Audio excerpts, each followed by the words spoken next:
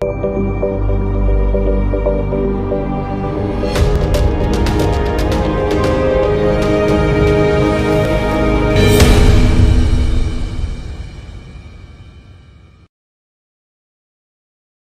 devletni kuruşning g'amini qilyapmiz. Biz hayotimizni qurbon qilishning g'amiga kelyapmiz shu.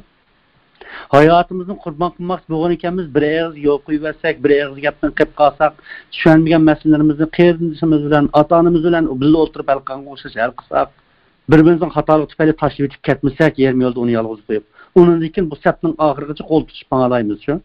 Shuning bizning shuarimizda 3 shuarimiz bor. Hammalar yaxshi bilasizlar. Mustaqillik, qarindoshlik, barobarlik. Qarindosh qanday bo'ladi qarindoshlar? Xatolik o'tkazib tashlab o'tamdi. Og'rib qolsa voz kechamdi. Pul topolmayotgansin deb tenib ketamdi. Tang'ili bo'lmaydi. Bizning qarindoshligimizdan, taqdirdoshligimizdan tananmaymiz. Biz tashlab o'tishimiz mumkin, ammo qiyomatda tananmaymiz. Vatanning oldida tananmaymiz. O vatanning g'amini sizlar bilan biz ko'ngil bo'lib turib qilmasak, hech kim qilish bermaydi qarindoshlar. Sizlar bilan bizning aktivligimiz bilan boshqalar ta'sirlanishi mumkin. Sizlar bilan bizning ko'rsatgan qarindoshligimizdan boshqalar ta'sirlanishi mumkin.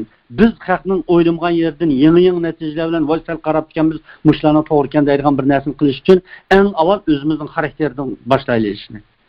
Xarakterning halqiliq paytdagi narsasi biz tunji qadimgi hissiyatini deyishdik.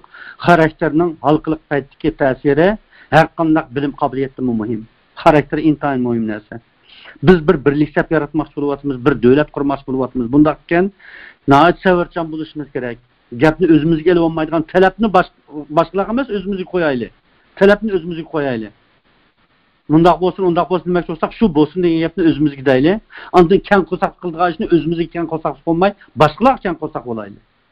Biz hozir daltatimiz o'zimizga bek keng qo'saq, ondan başqalarına qarşı andaq sonmamdı, mandaq qılsam yaxşı deb talabni qo'ymizda. Dal uni aytsa, mandaq qılsam taxim yaxşı bo'ldi.